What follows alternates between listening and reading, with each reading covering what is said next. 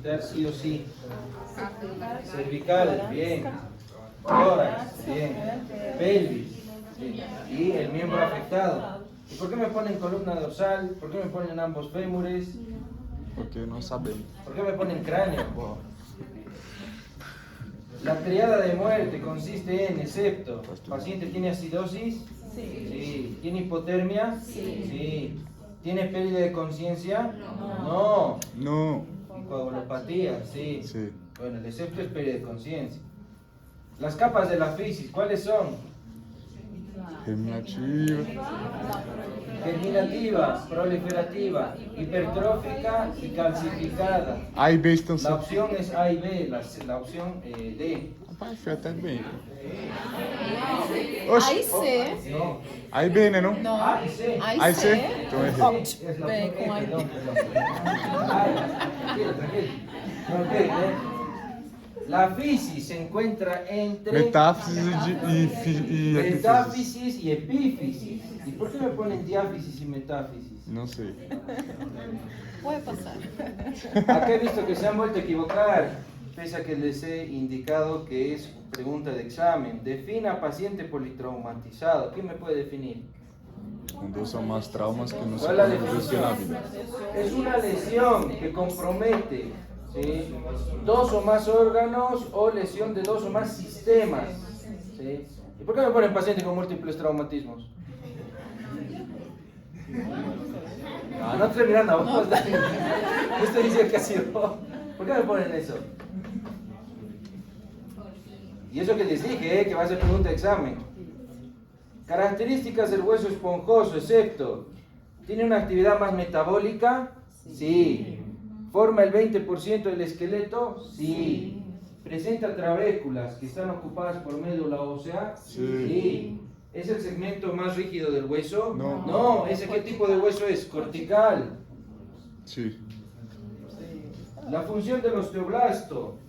A, formación de matriz ósea. Sí, bueno, la opción es la A. La función del tejido óseo, excepto, esta se repitió del anterior parcial. Todas la tienen que haber contestado bien. ¿Es metabólico? Sí. ¿Inmunológico? Sí. ¿Soporte mecánico? Sí. ¿Almacenamiento de magnesio? No. Bueno. Espero que todos hayan respondido bien. Características del hueso del niño. Eso les dije, que iba a entrar sí o sí. ¿Periósteo más grueso? Sí. ¿Mayor capacidad de remodelación? Sí. ¿Presenta fisis? Sí. ¿Es menos flexible? No. Ese es el hueso del adulto. Mais flexível. O menos, perdón. El manejo del paciente politraumatizado, la sigla C, ¿qué significa? ¿Manejo de vía aérea? No. ¿Manejo de hemorragia y circulación? Sí. ¿Evaluar el déficit neurológico? No. ¿Sí o no? ¿Exposición y control de temperatura? No. La opción correcta es la B. ¿La sigla A qué significa? Y la columna cervical. Buena ventilación. La C, Circulación y control la de D, hemorragia. Ejercicio neurológico. la E Exposición. y la F. La ecografía. ¿Qué significa FAS? Ecografía. Ecografía. Perfecto. ¿Y estaba de fácil o difícil? Estaba más fácil. En el anterior microparcial ha habido notas hasta de 4. Uau. Eso me ha sorprendido. Porque el primero sí ha habido buenas notas. La menor nota es 10 y la máxima es 20. Pero el anterior microparcial, no sé qué ha pasado. Había notas de 4, de 6, de 8. Estaba bastante. Y eso que no estaba difícil, ¿eh? No estaba difícil. Bueno, espero que ahora con esto vayan repuntando, sabiendo que la próxima semana ya es su parcial. ¿Vas a repetir números? Así bonitos, 3.000, ¿vale? 30 preguntas, mira. Essa birta de paciente politraumatizado. Mira que todo el mundo está fallando en las de desarrollo, ¿eh? Puede ser que ponga más de desarrollo.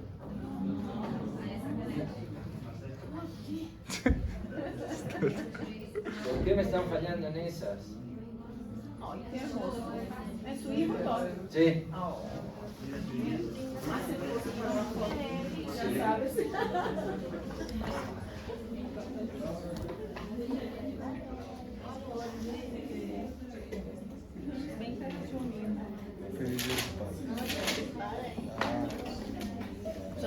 Feliz Día del Padre, doctor.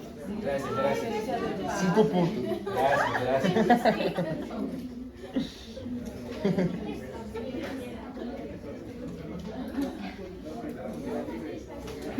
Tengo 36 hijos adoptivos ahora. Wow.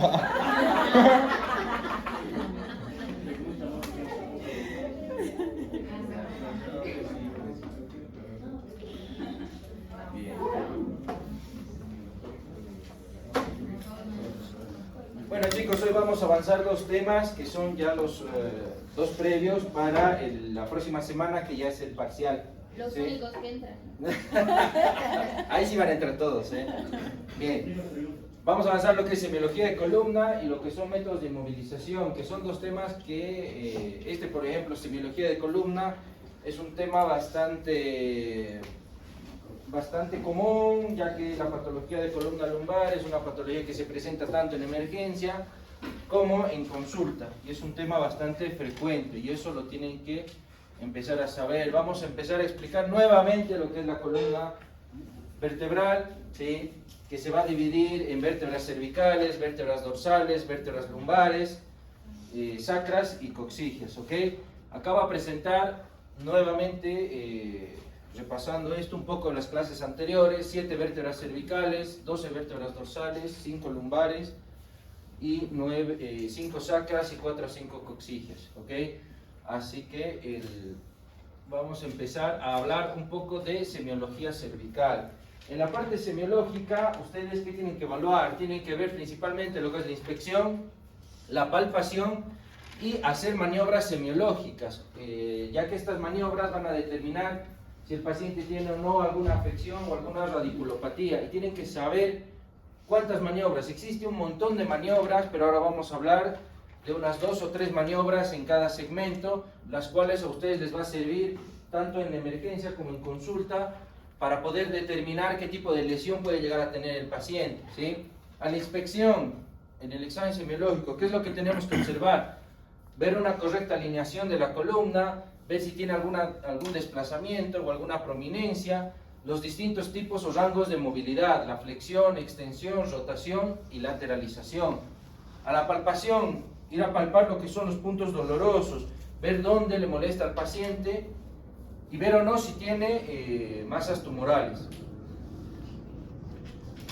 Estas son las maniobras en lo que refiere a la parte de la columna cervical. Una que es la maniobra de Valsalva y otra que es la maniobra de Spurling, ¿sí? Habrán escuchado ya de la maniobra de Valsalva, ¿sí? Que es aumento de la presión intraespinal. Se pide al paciente que esté sentado, se pide que tome aire y que haga fuerza sin exhalar ese aire, ¿sí? Eso aumenta la presión intraespinal, lo que puede llegar a generar una alteración, una lesión en caso de tener una radiculopatía. Y la maniobra de Spurling, que esta maniobra consiste en el paciente esté sentado, ¿sí? Nosotros en la parte de atrás hacemos una compresión axial de la parte cervical y el paciente va a ir lateralizando lo que es la parte cervical, el cuello, ¿sí? Y el paciente del lado que tiene alguna afección o tiene alguna molestia va a presentar dolor o presentar alguna molestia. Esa es la maniobra de Spurling. Así que acá tenemos ya 2 maniobras, una que es la de Valsalva y otra que es la de Spurling. Y los arcos de movilidad que va a presentar el paciente, ¿sí? Arco de movilidad de flexión, extensión, rotación y lateralización, ¿sí? Que va en distintos grados, que va la lateralización en 45 grados, la rotación que es 80 grados y la flexo-extensión que va entre 35 y 45 grados. Pero lo más importante que tienen que saber de la columna cervical es la conformación del plexo braquial. Esto ya lo habrán visto en anatomía, ¿sí? Lo que es la conformación del plexo braquial, que esto a su vez va a formar lo que es el nervio radial, nervio mediano y nervio cubital, ¿sí?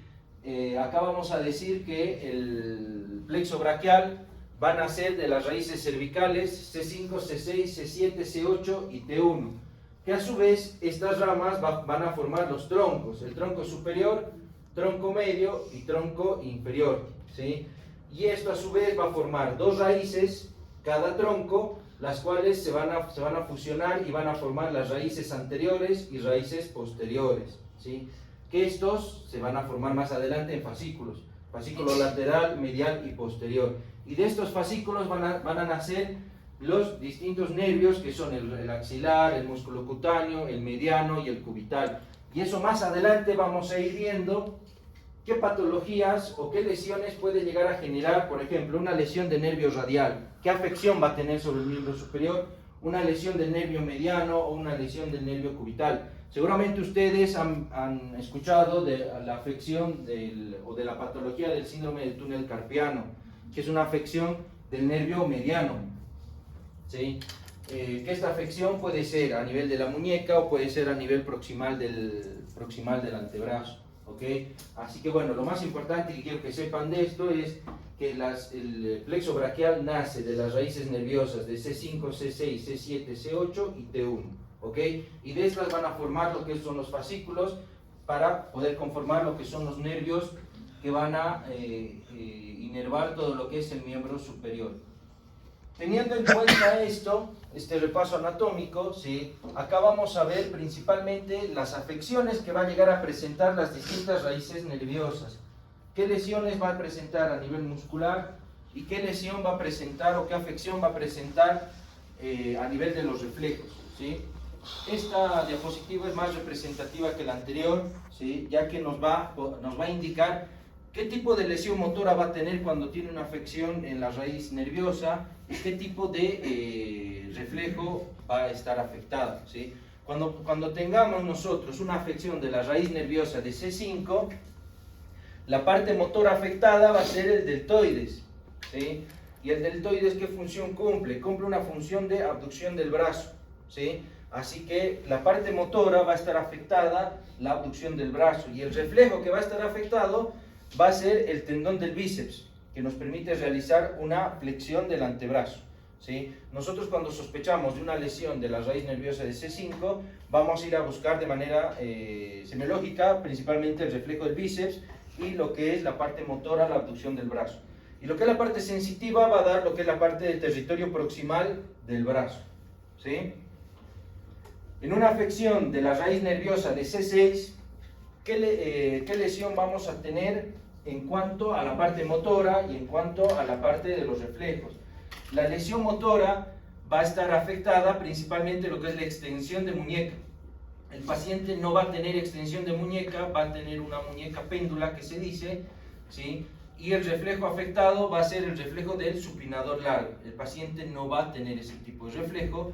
Y la afección o la alteración a nivel sensitivo va a ser lo que es la cara externa del antebrazo, ¿ok?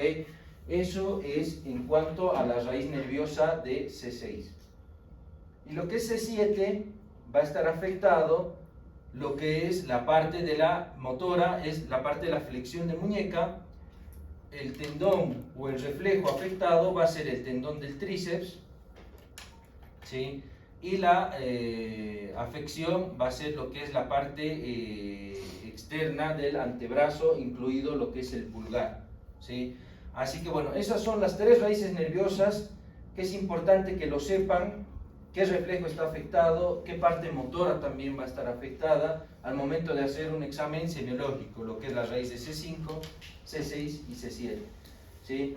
En el examen puedo poner un paciente que tiene afección o una lesión del tendón del tríceps, ¿qué raíz nerviosa puede estar afectada? ¿Sí? Ahí vemos que es la raíz nerviosa de C7, ¿ok? Así que bueno, esas son las tres raíces nerviosas que quiero que me estudien, ¿ok? Ajá.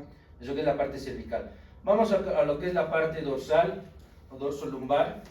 También acá viendo lo que es la conformación de la caja torácica.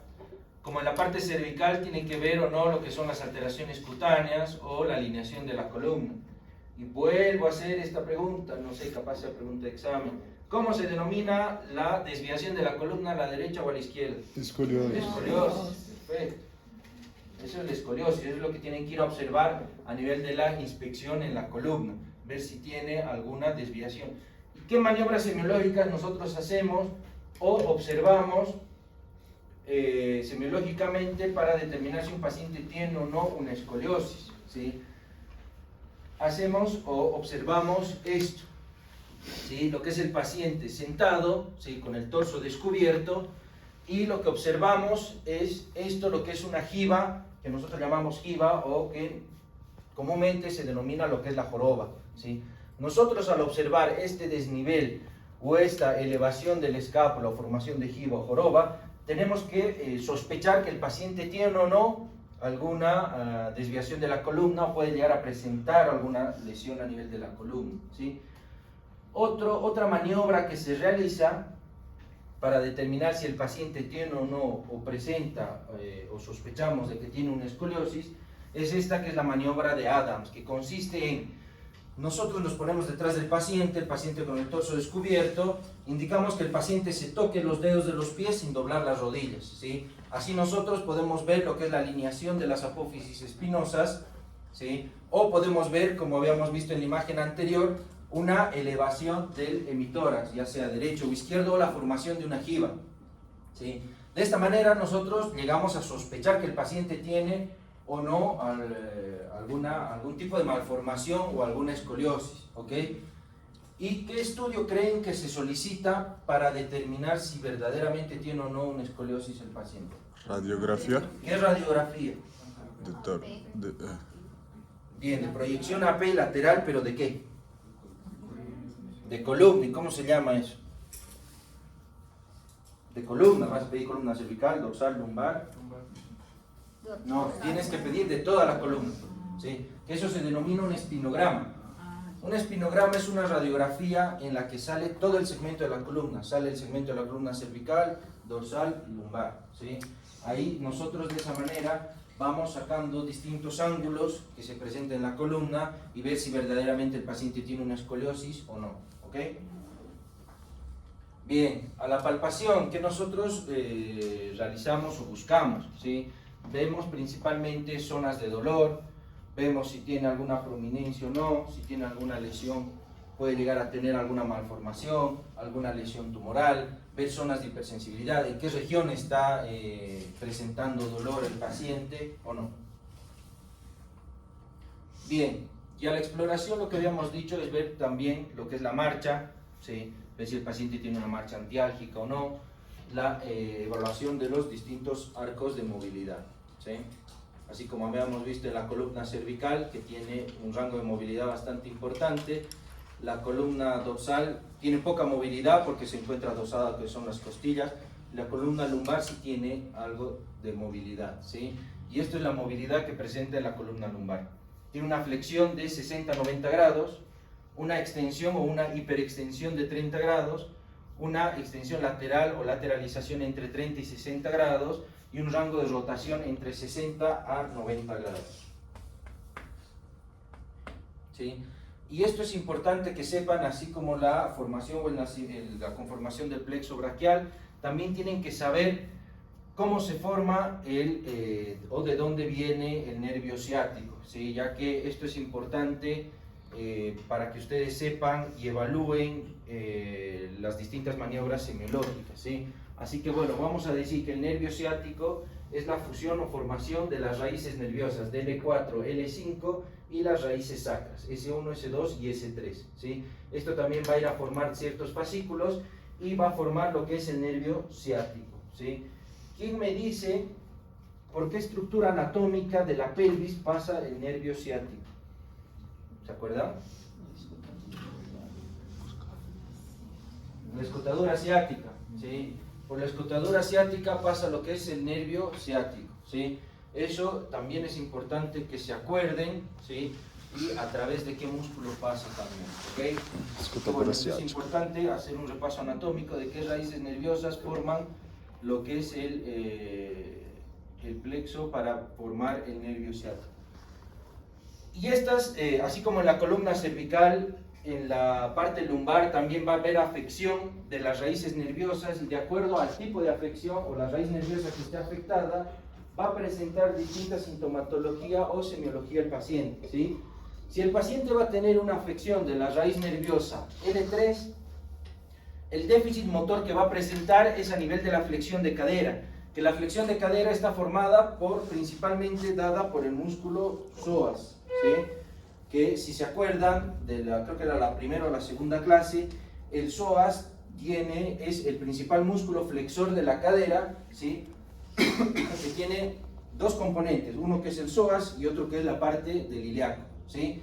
Que también va a tener afección motora en lo que es la extensión de la rodilla. El déficit sensitivo, como vemos en la imagen, va a estar afectado principalmente en lo que es la cara anteromedial del muslo, ¿sí? Y no va a tener ninguna afección a nivel de ningún reflejo. Si tenemos alguna lesión o alguna afección de la raíz nerviosa del L4, también el déficit motor va a ser a nivel de la extensión de la rodilla, ¿sí? Ya que la inervación de esta raíz nerviosa va a ser hasta la parte anterior y distal de la pierna, ¿sí? El déficit sensitivo, la cara anterolateral del muslo y la cara anterior de la pierna. Y esto es importante, ¿qué reflejo va a estar alterado? El reflejo rotuliano, ¿sí? Esa es la diferencia entre la afección de la raíz nerviosa de L3 y la afección de la raíz nerviosa de L4, ¿sí? La inervación de la raíz de L4 es mucho más prominente y va a afectar lo que es más la parte anterior de la pierna y va a tener una lesión a nivel del del tendón rotuliano. Si tenemos una afección de la raíz nerviosa de L5, de la raíz de L5, el déficit motor que va a presentar el paciente va a ser una alteración a nivel de la flexión o extensión dorsal del pie, ¿sí? Al paciente le indicamos que se ponga de talones y que pueda llegar a caminar, y el paciente no va a poder hacer eso, ¿sí? Ya que esta raíz nerviosa va a generar lo que es la extensión de los dedos, ¿sí? Y la elevación del pie, y el paciente no va a poder hacer eso, no va a poder caminar en punta de pies, ¿sí? La alteración a nivel del déficit sensitivo va a ser la cara lateral de la pierna y el dorso del pie, ¿sí? Ya que la inervación va a ser muchísimo más extendida hacia lo que es la parte del pie. Así que la manera para poder determinar si el paciente tiene una lesión a nivel del E5, ¿sí? Es hacerle poner al paciente en talones, o sea, que levante la punta de los pies y que llegue a caminar. Y si tenemos una lesión a nivel de la raíz nerviosa S1, el déficit motor que va a presentar va a ser a nivel de la planta del pie. Al paciente le decimos que se ponga en punta de pies, todo lo anterior, y el paciente no va a poder, va a tener o va a desencadenar alguna alteración y no va a poder realizar esta maniobra y va a tener el déficit a nivel de ese segmento. El paciente no va a poder caminar en punta de pies, ¿sí? El reflejo alterado va a ser el reflejo aquiliano, el reflejo a nivel del tendón de Aquiles, ¿sí? Y el déficit sensitivo va a ser en la cara posterior de la pierna, ¿ok? Así que bueno, estas son las 4 raíces nerviosas que quiero que ustedes sepan para poder evaluar un paciente, ¿sí? Que presenta una lumbalgia, para ver qué raíz nerviosa está afectada, ¿sí? Lo principal que pueden hacer es evaluar el tendón rotuliano, tendón aquiliano, evaluar al paciente que se ponga que camine en punta de pies o que camine en talones, ¿ok? Eso es lo que es la parte de la valoración. Y lo que son las maniobras, habrán escuchado las distintas maniobras que existen para poder evaluar alguna alteración o lesión a nivel de la parte lumbar, ¿sí? La más utilizada es esta, la segunda, que es la maniobra de la Segue, que consiste al paciente colocarlo en decúbito dorsal, realizar una elevación del miembro afectado, ¿sí? Y el paciente va a tener una lesión o va a desencadenar dolor cuando esté aproximadamente entre 45 grados de elevación la pierna, ¿sí? Aproximadamente a ese nivel de elevación el paciente va a presentar o va a desencadenar dolor. La primera maniobra es la de Frasergham, que consiste en paciente en decúbito dorsal y se hace una dorsiflexión del pie. También se realiza una elevación del miembro aproximadamente entre 30 a 40 grados y se desencadena este dolor. La siguiente maniobra es la maniobra de Braga, ¿sí? Que consiste en también en realizar una elevación del miembro, que es parecido a la maniobra de la segue, ¿sí? Al realizar la dorsiflexión completa, flexión o una hiperextensión del pie, va a desencadenar o manifestarse el dolor, ¿sí? Otra maniobra es la maniobra de Neri, ¿sí? Que esta maniobra consiste en el paciente sentado con los hombros relajados, le indicamos que el mentón pegue a lo que es el tórax, ¿sí? Y realizamos una maniobra de hiperflexión de la columna cervical, y el paciente va a desencadenar un dolor o va a desencadenar alguna sensación o una hiperestesia a nivel de la región lumbar. Ahí nosotros vamos diciendo que el paciente va a presentar un signo de Neri positivo. Y ante un paciente con sospecha de lesión lumbar o lesión del nervio ciático, ¿qué estudio piden o qué estudio solicitan? ¿Qué estudio solicitarían? ¿Radiografía? No. ¿Tomografía? No, se pide una resonancia directamente, ¿sí? Ya que la resonancia permite evaluar lo que son las estructuras blandas, ¿sí? El disco intervertebral, a ver si tiene alguna alteración a nivel de o formación de hernia de disco, y lo que es la compresión a nivel del foramen, que puede llegar a desencadenar alguna lesión a nivel de la raíz nerviosa. Y vamos a ver esta última parte, lo que es la exploración de la articulación sacroiliaca. Ya vimos lo que es la parte cervical, la parte dorsal y la parte lumbar. Lo que nos falta es la exploración de la articulación sacroiliaca. Así que vamos a decir que los puntos dolorosos o los puntos de la articulación sacroiliaca, ¿sí? Son aquellas que se encuentran en la parte posterior, ¿sí? En las cuales nosotros vamos a ir evaluando con distintas maniobras para ver si tiene alguna alteración o alguna lesión, ¿sí? Lo que nosotros hacemos, ¿sí? Es la maniobra de apertura y de cierre a nivel de la pelvis para poder determinar si tiene alguna lesión. Y estas maniobras, como habíamos dicho, es la maniobra de apertura y la maniobra de cierre, que nosotros hacemos ya sea compresión a nivel de la ilíaca o un movimiento de distracción, movimiento de apertura o cierre, para poder determinar si tiene alguna lesión o no.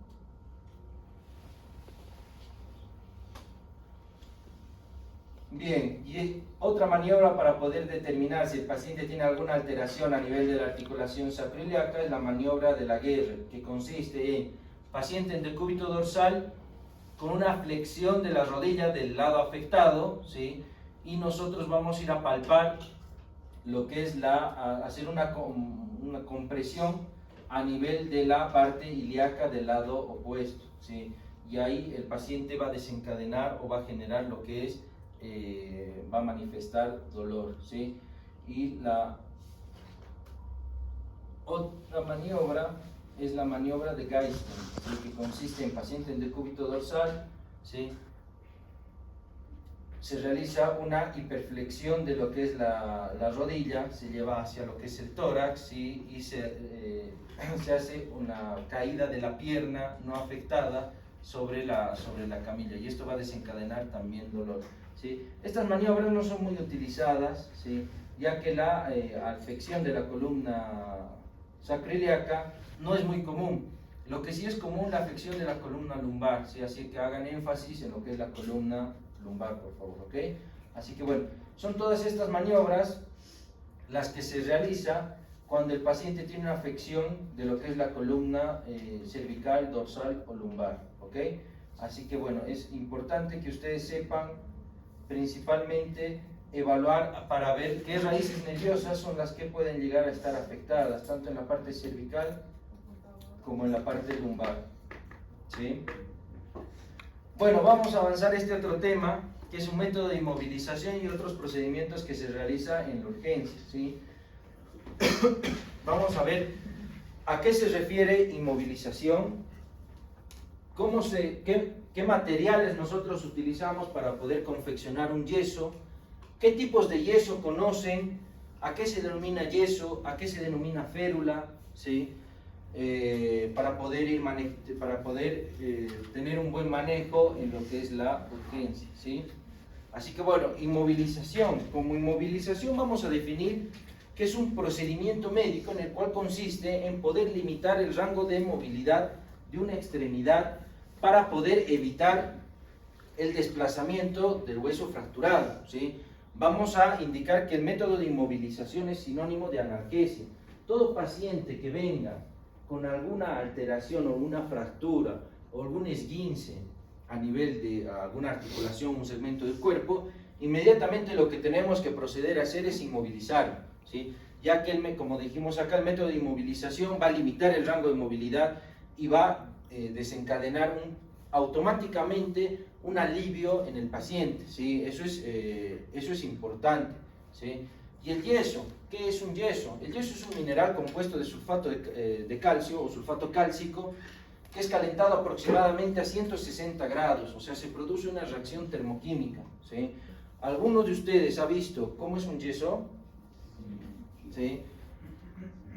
Para poder conformar o confeccionar nosotros un yeso necesitamos estos dos materiales, uno que es la venda de yeso que viene de distintas medidas, que viene de 5 centímetros, 10 centímetros, 15 centímetros, 20 centímetros, y acompañado de eso nosotros tenemos que tener la bata, algodón laminado o guata, como lo quieran llamar, ¿sí? En algunos lugares lo llaman directamente algodón laminado, ¿sí? Ya que, como habíamos dicho, que el yeso en contacto con el agua produce una reacción termoquímica, nosotros si aplicamos el yeso directamente sobre la piel, podemos llegar a producir o generar una quemadura. Es por eso que hay que cubrirlo o hay que protegerlo con el algodón. Antes de colocar el yeso se tiene que colocar algodón laminado, tiene que estar el segmento bien cubierto y bien acolchado para poder evitar estas complicaciones, ¿sí? Hoy en día contamos con yesos más sofisticados, ¿sí? Que alguno de ustedes lo habrá visto, que es el yeso acrílico, que son esos yesos que son a colores, que son vendas más delgadas, ¿sí? Que estas tienen cierta reacción termoquímica, pero no es a tanta temperatura como el yeso común, y tiene ciertas ventajas.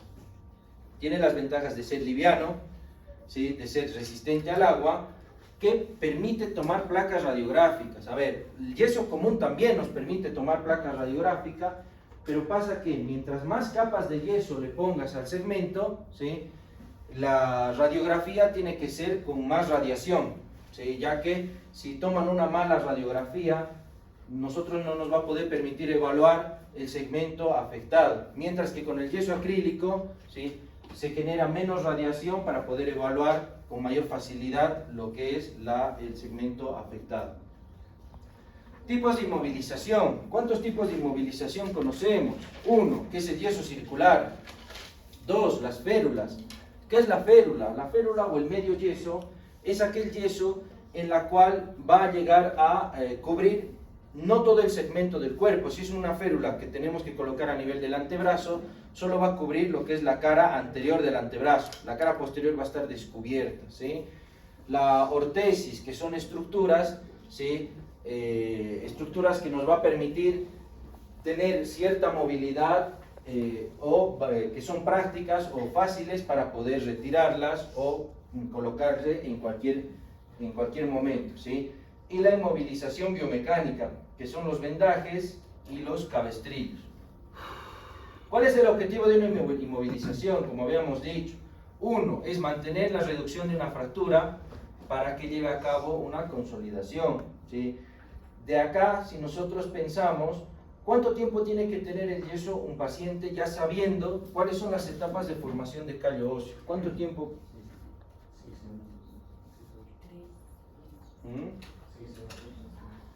En general son 2 meses o un poquito más, ¿sí? Dependiendo del segmento que esté afectado, ¿sí? Sabiendo que los primeros 15 a 20 días son los de mayor riesgo, ya que se encuentra en fase de formación de callo blando, en la que existe el riesgo o posibilidad de que se pueda desplazar la fractura. Es por eso que al paciente hay que hacer controles semanales con radiografías seriadas para poder ir viendo si existe algún desplazamiento o no. Limitar el rango de movimiento. Prevenir daños de tejidos blandos, ¿sí? Prevenir el compromiso vasculonervioso, ¿sí? Y hacer una compresión controlada para evitar lo que son los edemas. Y antes de aplicar un yeso tenemos que tener normas ¿sí? Indicar al paciente siempre qué procedimiento nosotros vamos a realizar, porque muchas veces el paciente piensa que estando con un yeso una semana ya es tratamiento cumplido, ¿no? Y hay que explicar por las distintas fases que pasa la fractura para que el paciente comprenda y entienda cuáles son los pasos a seguir, ¿no? Colocar la extremidad en posición funcional, ¿sí? No es lo mismo realizar una inmovilización de un brazo en extensión que un brazo en flexión, ¿sí? La posición funcional lo que permite es relajar ciertos grupos musculares para así poder disminuir el riesgo de desplazamiento de lo que son las fracturas, ¿sí? Limpiar siempre el segmento a inmovilizar, ¿sí? Como todo procedimiento, ¿sí? El yeso se puede tratar o se puede utilizar para realizar tratamiento definitivo, ¿sí? Explicar al paciente cuáles son las complicaciones de la colocación del yeso, ¿sí? No es colocar el yeso y decir, bueno, andate a tu casa, no pasa nada, ¿sí? Siempre tenemos el riesgo de tener o de que se presente un síndrome compartimental, que esta es una complicación lamentablemente catastrófica que se puede llegar a presentar por distintos motivos, que esto va a tener consecuencias fatales en la extremidad. ¿Quién me puede decir qué es un síndrome compartimental o si alguna vez han escuchado hablar de esta complicación? Que afeta el paquete vascular nervioso. Eso es una consecuencia de, pero la definición de síndrome compartimental.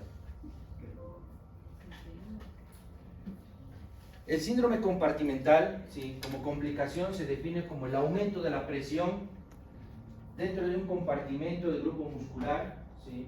Que puede llegar a afectar o generar una lesión vasculonerviosa. Y al generar la afección vasculonerviosa, ¿sí?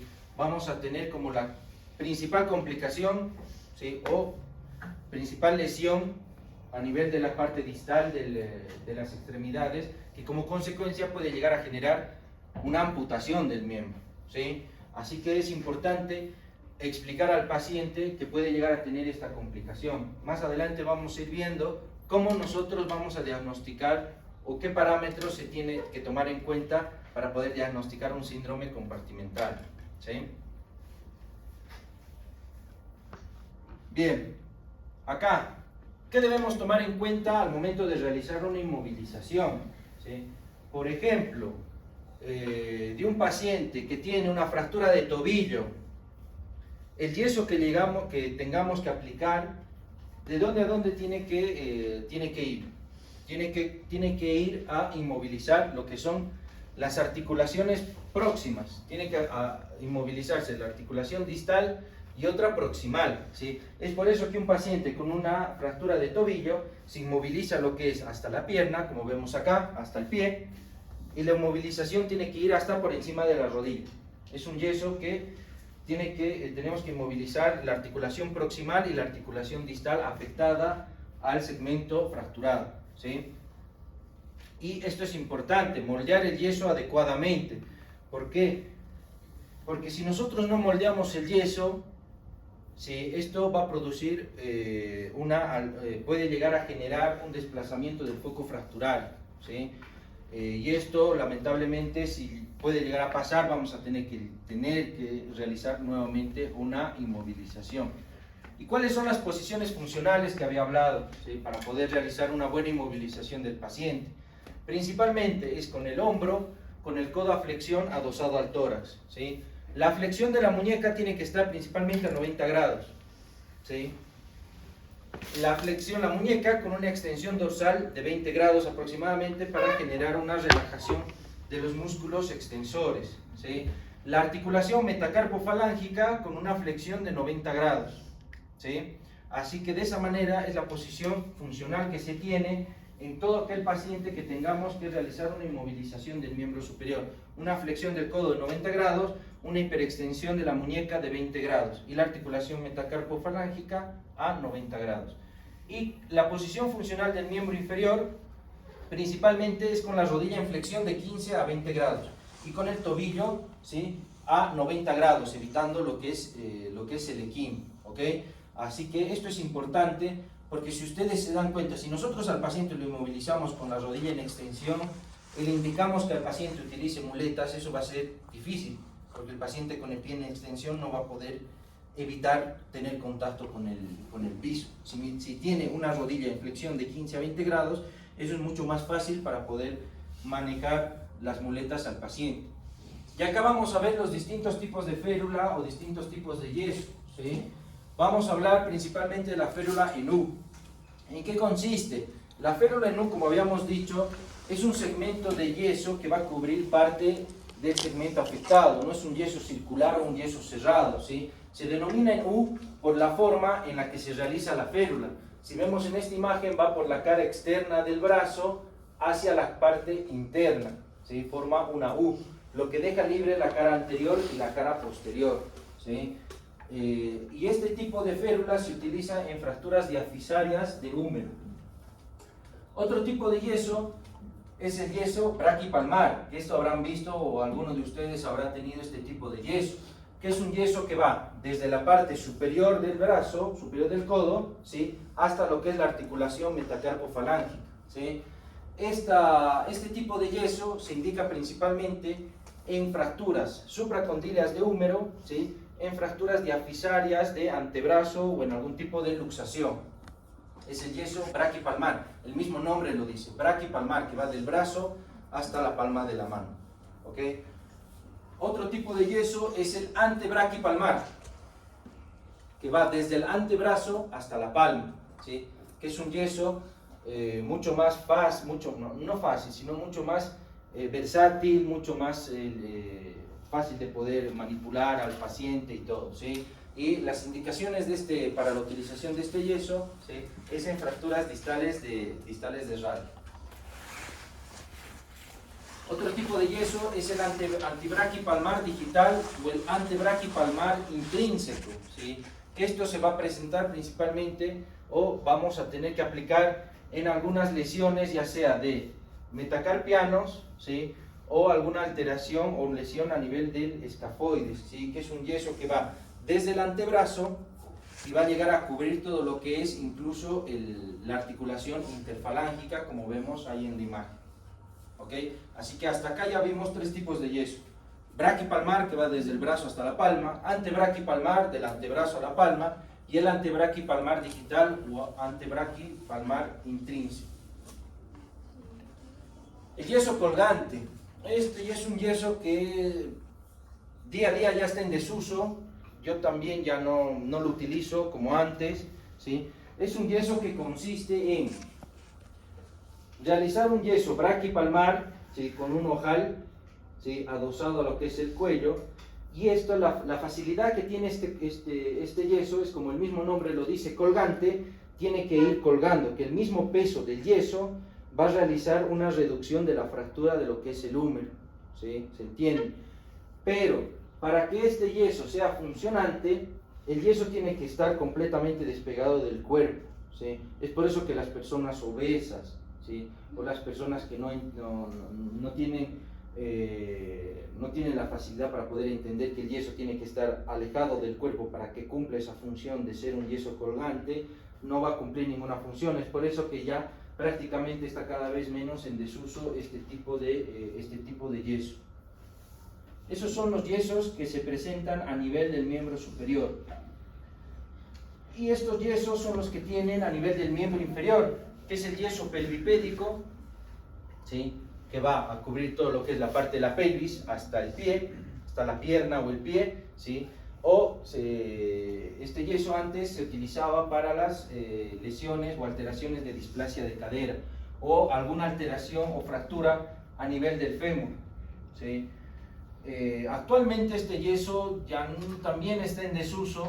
Yo lo utilicé en mi etapa formativa en 2 oportunidades, ya que es un yeso bastante incómodo, porque si ustedes ven, es bastante incómodo lo que es incluso para poder higienizarse al paciente. Es un yeso que te va a incomodar en la parte de atrás, en la parte posterior, así que cada vez está menos en desuso. Y como decía, se utiliza en fractura de fémur en niños y afecciones congénitas de cadera, ¿sí? Otro tipo de yeso es el inguinopédico, que va desde la región de la ingle hasta el pie. Como habíamos dicho, este tipo de yeso puede presentarse o se puede utilizar en fractura supracondílea de fémur, fractura de meseta tibial o de platillo tibial, fractura de diáfisis de tibia, fracturas de tobillo o alguna lesión a nivel de la rodilla, ¿sí? Así que bueno, ya tenemos dos yesos que se utilizan en el miembro inferior, uno que es el pelvipédico, otro que es el inguinopédico, que va desde la ingle hasta el pie, ¿sí? Otro yeso es el tipo bota corta o yeso suropédico, ¿sí? Que se utiliza principalmente en afecciones o esguinces de tobillo, ¿sí? Que actualmente esto está suprimido por la bota Walker o la bota de plástico, ¿sí? Eso es muchísimo más versátil o muchísimo más fácil de poder aplicar, ¿sí? O incluso se puede realizar el yeso acrílico. Y para poder retirar el yeso nosotros necesitamos ciertas herramientas, ¿sí? Necesitamos pinzas, necesitamos alicates y necesitamos tijeras o este instrumento, ¿sí? Que es una sierra oscilante, que es la sierra de Stryker, ¿sí? Muchos piensan o asocian automáticamente ese aparato con una moladora que va a generar un movimiento circular, pero no, como el mismo nombre dice, es sierra oscilante, no llega a generar movimiento circular, sino oscila para poder generar el retiro del yeso, ¿sí? Así que bueno, esas son las herramientas que nosotros utilizamos para poder retirar el yeso. ¿Y cuáles son las complicaciones? Esto también es importante que lo sepan y que se hable con el paciente para ver cuáles son las principales complicaciones que puede llegar a tener la confección o utilización de un yeso. Uno, es la pérdida de la reducción por la mala técnica que se utiliza. Dos, es el síndrome compartimental, como habíamos dicho, ¿sí? Tres, lesiones vasculares. Cuatro, escaras por presión. Si nosotros no realizamos un acolchado correcto del segmento a inmovilizar, ¿sí? Y colocamos directamente el yeso, por la reacción termoquímica podemos llegar a generar escaras de presión, ¿sí? O una quemadura directamente en lo que es el segmento, edema de ventana o atrofia muscular. Y esta creo que es la diapositiva más importante del tema, ¿sí? Que quiero que sepan, pero seguramente va a ser pregunta de examen.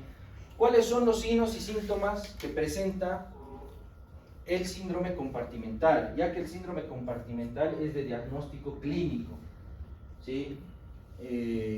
Principalmente hay que observar lo que se dice las 5 P's. 1. Dolor. El dolor va a estar dado por el aumento de la presión dentro del compartimento, ¿sí? ¿Qué estructura envuelve al músculo? ¿Quién se acuerda? El músculo está envuelto por ¿qué estructura? ¿Cómo se llama? Del hueso es periósteo y del músculo la fascia. Perfecto, ¿sí? Esa fascia va a generar o va a imposibilitar que el músculo siga aumentando de presión.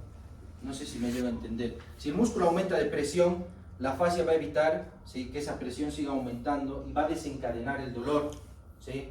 Va a desencadenar al paciente una paresia, una pérdida de la fuerza, parestesias.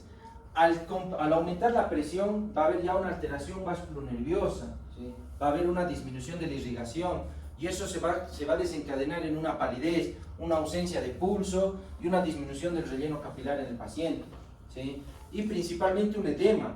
El edema en el síndrome compartimental es un edema pétreo, no es un edema blando que deja fobia, es un edema pétreo donde nosotros al palpar, ¿sí? Es prácticamente una tabla, una madera que tiene el paciente. El paciente tiene mucho dolor, por más que le pongamos morfina, no calma el dolor.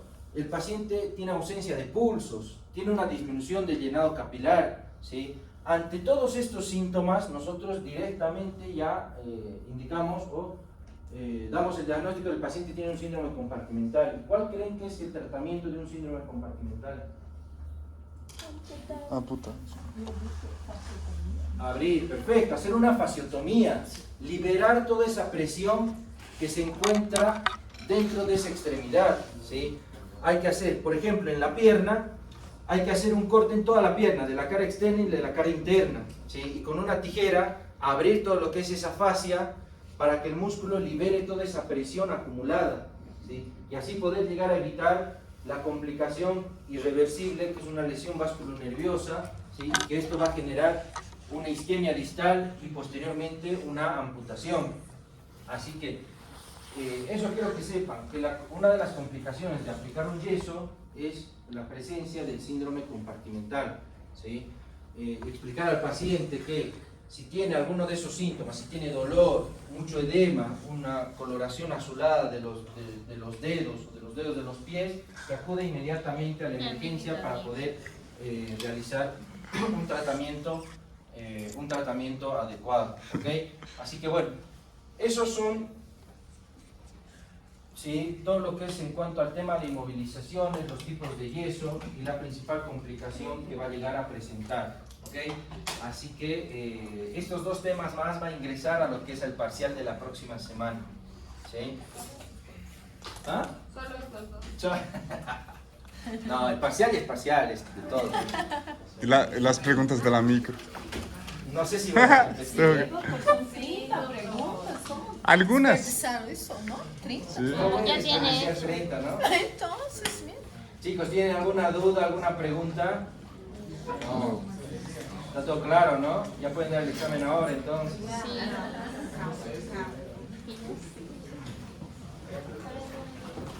Ok. Ahora les comparto lo que son las diapositivas. Graças a Deus.